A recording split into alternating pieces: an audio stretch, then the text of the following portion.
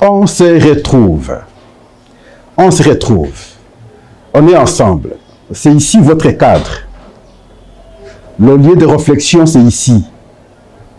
Pas ailleurs, c'est ici. Aujourd'hui, on est encore ensemble parce que nous devons interagir, échanger avec vous. Cliquez. Soyons nombreux. Partageons le lien. Abonnez-vous. La cloche est juste là au coin. Vous cliquez, vous devenez membre de la communauté et nous constituons notre communauté et nous allons nous partager les informations. En tout cas, c'est ici. La République démocratique du Congo, notre pays. Nous n'avons pas deux. D'abord, notre pays. On peut être ailleurs, mais je ne pense pas qu'on sera à l'aise chez les autres. Aujourd'hui, nous allons vous informer, après beaucoup d'années, où son corps a été congelé, gardé à la morgue, et finalement, le corps a été inhumé. Nous parlons ici de l'ancien député national, de l'ancien ministre des Transports, Chéribé Okende, qui a été retrouvé mort dans des circonstances jusqu'ici. C'est vrai que nous avions suivi la version de la justice, mais une version qui n'a pas semblé convaincre beaucoup de gens. On l'avait trouvé mort à son temps. Il fallait beaucoup d'enquêtes, il fallait des expertises étrangères, les Belges, les Sud-Africains, les Congolais, et finalement le rapport a été pondu par le procureur près la Cour de cassation, un rapport visiblement qui n'a pas convaincu les Congolais comme on l'a dit, mais qu'est-ce qu'on peut faire? Et finalement, on a remis le corps à la famille et il a été inhumé. Nous nous sommes séparés définitivement de lui. Une petite scène s'est produite plutôt au niveau du cimetière, où la portière du véhicule qui transportait le corps s'était bloquée, on n'a pas compris. Bon, est-ce que c'est phénoménal? Est-ce que c'est spirituel? Nous ne saurons pas dire ça, mais ce qui est important, c'est que on l'a inhumé. Nous pensons que son esprit va se reposer. Courage à la famille parce que c'est pas facile. Perdre un tel père, perdre un tel mari, encore jeune, fort, hélas, parti dans ces conditions, jusqu'ici non élucidées normalement. Au moins, il y a une brèche qui a été ouverte par la justice où on a dit les enquêtes vont se poursuivre. Espérons qu'elles vont se poursuivre. Et c'est à ce moment-là qu'on pourra avoir la vraie version de ce qui s'est passé pour que Chéribé Okende perde la vie de cette manière-là. Nous allons parler aujourd'hui du contrat chinois avec la République démocratique du Congo. Sinon, du groupe des entreprises chinoises avec le gouvernement congolais. On va revenir parce qu'aujourd'hui, on est parti de 3 milliards à 7 milliards de dollars américains, mais Pascal s'étonne sur l'échéance. Parce qu'ici, l'échéance, c'est de 20 ans. 7 milliards. Et Pascal essaie de voir, de comparer à ce que parfois, nous, Congolais, nous détournons des grands montants et finalement, nous cherchons des contrats de 7 milliards qui s'étalent sur les 20 ans. Et quand vous divisez par an, on a quelque chose de 200 ou 300 millions de dollars américains pour la construction des routes. On va revenir en détail. Le deuxième point, nous parlerons sur la dépendance, en tout cas de notre pays. Tout, c'est de l'extérieur. Non seulement que nous mangeons tout ce qui nous provient de l'extérieur, mais la curiosité, c'est que même pour ce que nous pouvons réfléchir nous-mêmes ici, la main est toujours tendue à l'extérieur. C'est le cas de carte d'identité. Pour la fabrication d'une carte d'identité, un pays comme le Congo cherche l'expertise toujours à l'extérieur. Passeport. Pour qu'on fabrique des passeports, main tendue à l'extérieur. Gestion des déchets ici, Il faut que l'Union européenne vienne, il faut que la Chine vienne, mais tendue à l'extérieur. La construction, il faut toujours la mettre tendue à l'extérieur. Mais finalement, je pense de mon point de vue, c'est une colonisation voulue par nous-mêmes. Et ça, nous allons également analyser. Le troisième point, c'est curieux que je constate qu'un pays indépendant comme la République démocratique du Congo, qui après avoir observé ce qui se passe dans, il prend des décisions, il prend des lois, et ces lois sont refusées par d'autres États, qui semblent vouloir nous dicter ce qu'eux veulent. Comme si un jour le Congo aussi peut dire à la France, je ne suis pas d'accord avec la loi que vous avez prise. Peut dire au Canada, je ne suis pas d'accord avec la loi que vous avez prise. C'est la loi en rapport avec la levée, ou sinon la mesure, en rapport avec la levée du moratoire sur la peine de mort. Ces trois points nous intéressent ce jour. Nous commençons par le contrat chinois. Nous voulons vous rappeler ici que ce contrat a été négocié en 2008, pendant que Joseph Kabila était au pouvoir. Un contrat sous forme de troc, cobalt, cuivre, contre la construction des routes. Ça veut dire que les entreprises chinoises, qui malheureusement à son temps, là nous parlions que ce n'étaient pas des entreprises reconnues par l'État chinois comme telles, mais nous avons signé des contrats avec, qui pouvaient maintenant exploiter nos minéraux, avoir des cobalts, avoir des cuivres, mais en contrepartie, qu'elles nous construisent des routes. Avec un montant, à l'époque, au moins, de 9 milliards de dollars américains, négociés à 6 milliards sous pression du Fonds monétaire international, parce que il y a eu un débat, toujours les Occidentaux qui se sont opposés à ce contrat, le contrat que nous avions parlé, contrat du siècle, il fallait maintenant renégocier. On est parti de 9 à 6 milliards de dollars américains.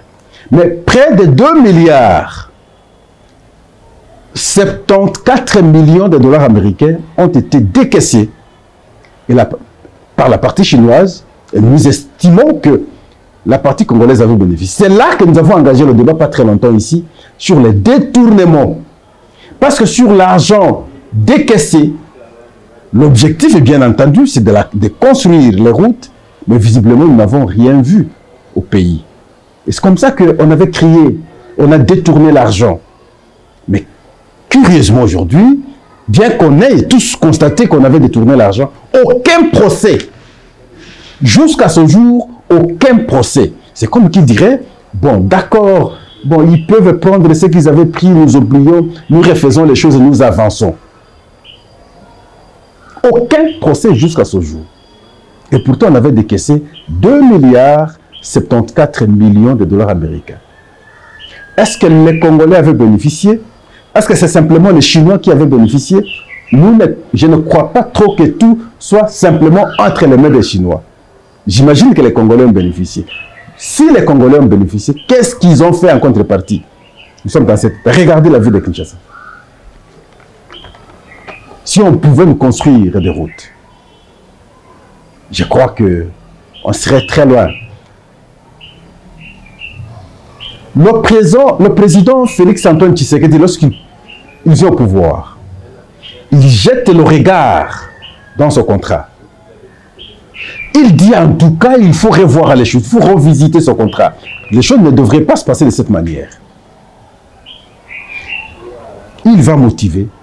Et c'était en 2023, finalement, l'inspection générale des finances va prendre les choses entre les mains. Va commencer maintenant à étudier la question. Et finalement, nous prendre son rapport. L'IGF va dire qu'il y avait un montant de 76 milliards de gains pour la partie chinoise. 76 milliards de gains pour la partie chinoise. Mais en contrepartie, c'est 3 milliards pour la République démocratique du Congo. Même si on n'a pas été à l'école, même si on pouvait être bête, même si on pouvait être ignorant, Même si on peut desservir le pays, même si on veut se servir personnellement, mais on ne peut pas accepter un tel contrat. 76 milliards pour une partie, 3 milliards pour la République démocratique du Congo. Quel déséquilibre! Et c'est comme ça qu'il fallait revoir ce contrat. Et les négociations ont commencé. Le président de la République s'est déplacé jusqu'en Chine d'ailleurs. Il a échangé avec son homologue. Mais non, vous ne pouvez pas passer par des entreprises parfois non connues. Il faut échanger. Il faut signer des contrats avec des entreprises reconnues normalement par la Chine, par l'État chinois. Et c'est de cette manière que les choses peuvent évoluer. Chose qui est faite. Ils vont venir chez nous ici, sur une même table, le gouvernement congolais, le président de la République, l'IGF, les Chinois. On va discuter, on va apprécier finalement, on va se mettre d'accord. Sur les 3, on va passer de 3 milliards à 7 milliards de dollars américains. Dans le nouveau partage, l'État congolais percevra près d'un tiers d'1 milliard de bénéfices à produire par la société conjointe Sicomine et sino-congolaise par an. Mais Pascal n'est pas satisfait parce que cet argent c'est pour la construction des routes. Ça c'est une bonne chose. Je crois que c'est 5000 de routes. Non, 5000 de distance, de kilomètres de routes à construire. Mais je pense que c'est trop peu. S'il faut par an qu'on bénéficie sur le total de 7 milliards à l'échéance de 20 ans, par an on bénéficie 400 millions ou 300 millions pour la construction de routes, moi j'estime que c'est peu. N'y a-t-il pas moyen de compresser aussi, voir dans quelle mesure, au lieu de 300 millions ou 400 millions, qu'on ait au moins 1 milliard du coût et qui permettrait que les travaux avancent rapidement. Je crois, c'est la bonne manière. Parce que sinon, on risque de ne pas vivre cela de manière significative en termes de réforme sur la construction des routes pour que ça impacte finalement la population. Je crois que c'est à partir du mois prochain. On va lancer les travaux, je vous annonce déjà. À partir du mois prochain, on va lancer les travaux de la route qui va partir de Gombe jusqu'à l'aéroport, juste au côté du fleuve, jusqu'à l'aéroport. Je crois que ça pourra prendre une année de construction puis c'est fini. De Gombe jusqu'à l'aéroport. Ce serait une bonne chose. Ce serait une bonne chose. Mais Pascal insiste sur un fait en même temps. La surfacturation. Si nous avons parlé de détournement dans la première partie du contrat, c'est parce que c'est les entreprises chinoises elles-mêmes qui pouvaient facturer, estimer, en tout cas, le volume du travail, les dépenses qu'ils pouvaient effectuer dans la construction d'une ou d'une autre route. Et voilà pourquoi moi je propose qu'on ait des agences d'expertise à la matière pour apprécier ce que les Chinois vont donner. Pour apprécier les dépenses qui seront effectuées. Et c'est de cette manière qu'on sera plus efficient dans ce que ces entreprises vont donner comme montant à dépenser pour la construction d'une ou d'une autre route. Donc, il faut maintenant des agences d'observation sur la facturation que feraient les entreprises commises à la construction des routes en République démocratique du Congo. Et moi, je propose, les Japonais, par exemple, ils sont experts en ça. Ils peuvent venir apprécier ce que les Chinois vont avancer comme montant à dépenser dans la construction d'une route. Et ça va équilibrer les choses. Que de laisser les mêmes faire le travail de manière je ne sais pas, jusqu'à peut-être trop surfacturé, ce qui ne permettra pas qu'on atteigne l'objectif de probablement plus de 5000 km de route à travers la République. Mais je ne suis jamais satisfait du fait que cela s'étale à 20 ans. 20 ans, c'est beaucoup. Mais je suis toujours insatisfait parce que on ne m'a pas encore expliqué le contrepartie chinois, parce que on va exploiter les minéraux. Comment on va évaluer ces minéraux? C'est vrai, l'argent proviendra de la production de ces minéraux par la société Sicomine et Sino-Congolaise qui vont travailler ensemble. Et c'est le pourcentage de la production là qui permettra que on construise les routes. Mais il faut quantifier, il faut savoir évaluer. Sinon, on va connaître encore un autre déséquilibre. Sinon, un jour, c'est lui qui viendra, je ne sais pas quand, parlera encore de la révisitation du contrat. Et à ce moment-là, on tourne en rond. Mais nous voulons insister sur les détournements. Si on a revisité le contrat, c'est parce qu'il y a eu des détournements. Espérons que cette fois-ci aussi, on sera très conséquent, on sera très regardant pour que on ne puisse pas détourner l'argent qui permettrait que les Congolais bénéficient des routes.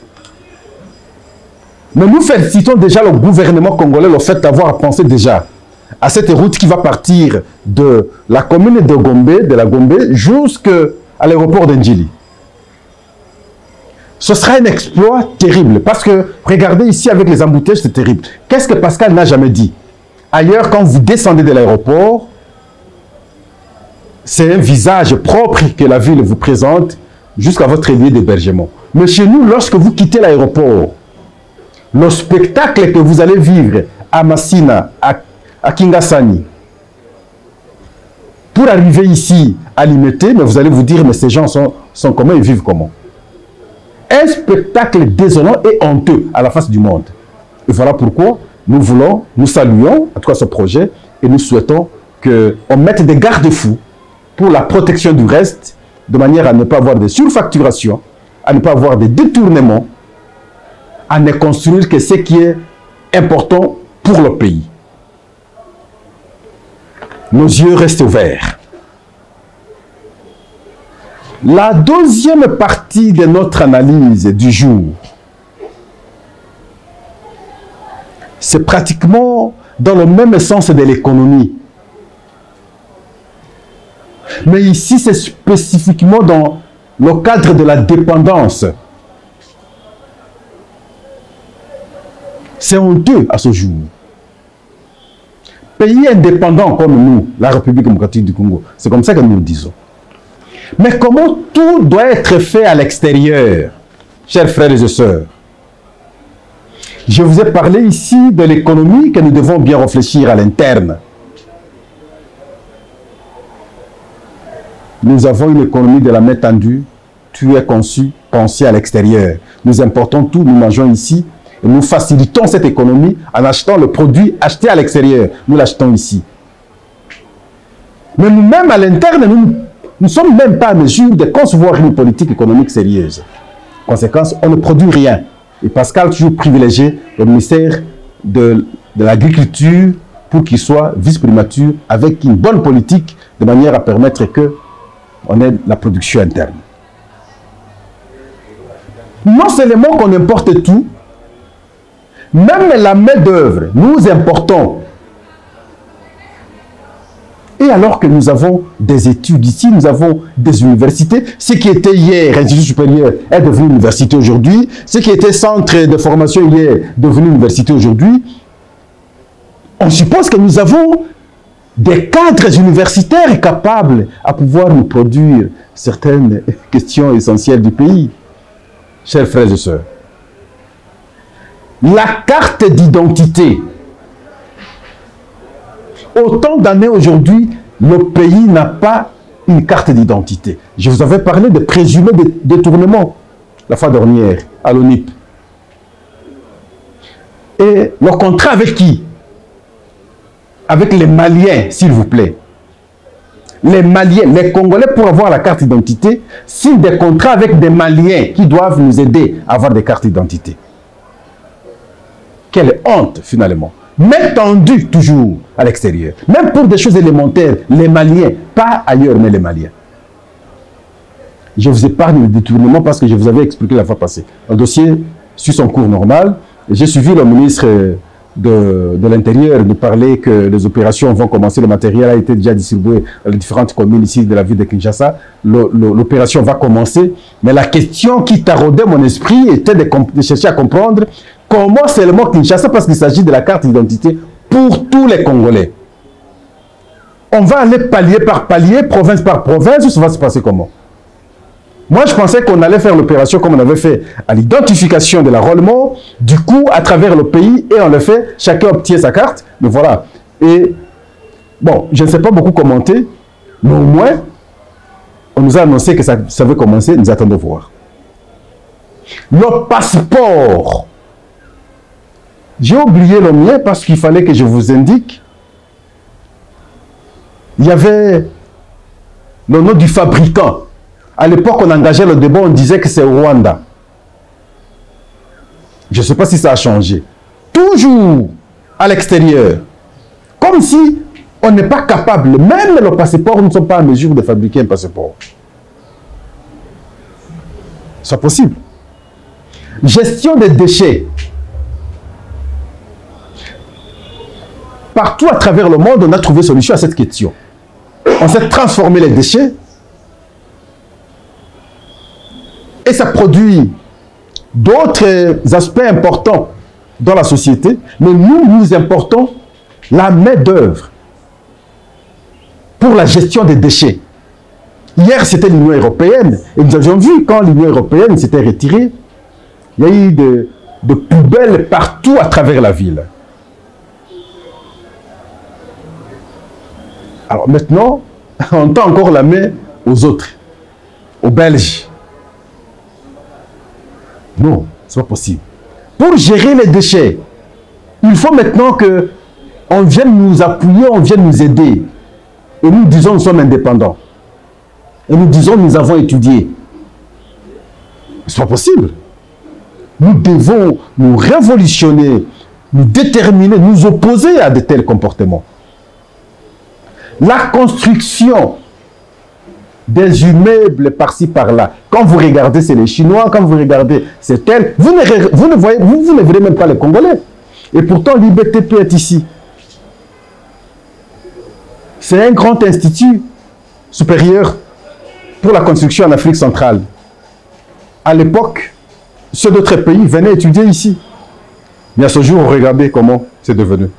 C'est l'inverse, pratiquement. C'est ceux qui ont étudié à l'IBTP ici qui sont allés construire le Rwanda. Je suis désolé. Mais nous-mêmes, incapables de construire notre pays. Aucun plan. On ne sait même pas valoriser notre... Malheureusement, parce que nous avons un comportement, j'imagine, un peu honteux, qui consiste à trop détourner. On vous remet 10 000 francs aujourd'hui pour un tel travail, un travail de 10 000. Vous allez d'abord chercher à soustraire vous-même 5 000. Un travail de 10 000 et vous le réalisez à 5 000. Conséquence, demain, 2 jours après, c'est la détérioration. C'est comme ça que les routes, parfois, ne traînent pas. Nous devons changer. Des interpellations, franchement, parce que ça fait très mal. Ça ne marche pas. Tout est importé. Je dis bien, tout est importé. On ne produit pratiquement rien. Tout est importé. Le troisième point, nous revenons sur la levée du moratoire sur la peine de mort. Nous vous avons expliqué la fois passée que la peine de mort n'a jamais été abolie en République démocratique du Congo. La peine existait, mais c'est son application qui avait connu le moratoire, une suspension. Mais après avoir vécu ou observé la situation de l'Est, on a compris qu'il y a trop de traîtres au niveau des services de sécurité, dans l'armée, en politique et pratiquement dans l'administration et ailleurs. Pour mettre un terme à cela, parce que souvent ces gens, lorsqu'ils sont arrêtés, comme ils savent qu'ils ne seront pas, en tout cas, tués, ils vont faire la prison, 2-3 ans après ils seront libres, ils n'avaient même pas peur de trahir leur pays. On a réfléchi, on a compris qu'il faut trouver solution à cette question. Et lorsqu'on trouve solution, l'une des solutions d'ailleurs, la levée maintenant de ce moratoire, maintenant c'est le monde entier qui crie. Comme si la République démocratique du Congo dépendait de ce monde. Comme si un jour la République démocratique du Congo aussi pourra s'imposer à ce pays, à leur fonctionnement interne. Quand est-ce que la RDC pourra dire à la France, non, ce que tu as fait là, ce n'est pas bon. Quand est-ce que la RDC dira à la Belgique, non, la loi que vous avez prise là, elle n'est pas d'accord. Nous ne sommes pas d'accord. Quand est-ce que la RDC dira au Canada, non, la mesure que vous avez prise là, nous, les Congolais, ne sommes pas d'accord. Quand est-ce que la RDC dira aux États-Unis, non, vous avez pris une loi qui ne nous arrange pas, nous ne sommes pas d'accord. Pourquoi l'inverse est possible? Quel est le problème? Il s'agit d'un pays indépendant qui pense sur le fonctionnement, son fonctionnement, qui prend des lois par rapport à ce qu'il vit. Mais pourquoi maintenant les autres pays doivent s'ingérer jusqu'à donner des avis d'opposition sur ce que nous estimons être bon pour nous? C'est pas normal. Vous pouvez nous présenter les textes signés à l'international, les textes signés à ceci ou cela, mais nous avons notre lecture sur le fonctionnement de notre société. Et c'est de bonne loi qu'on applique certaines dispositions qui, en fait, nous estimons que peuvent nous amener, nous amener la paix. Qui avait signé ce moratoire? C'est nous, non? La loi existait. C'est nous qui avons signé le moratoire. C'est nous-mêmes qui levons ce moratoire. Mais le problème se pose à quel niveau? Voilà. Donc, que ce soit sur le plan économique, que ce soit sur le plan politique, que ce soit sur le plan diplomatique, vous comprenez que nous restons dépendants. Et nous devons savoir dire stop un jour et nous opposer pour que nous soyons très indépendants. Merci. Alors, je souhaite à travers cette émission rendre hommage à Justin Bitakwira.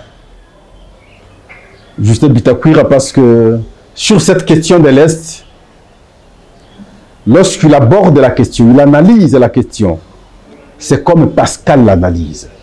Avec passion, avec détermination. Et ils ne sont pas nombreux. Je ne sais pas si on sera l'accompagner à l'Assemblée nationale, Augustin Bitakwira.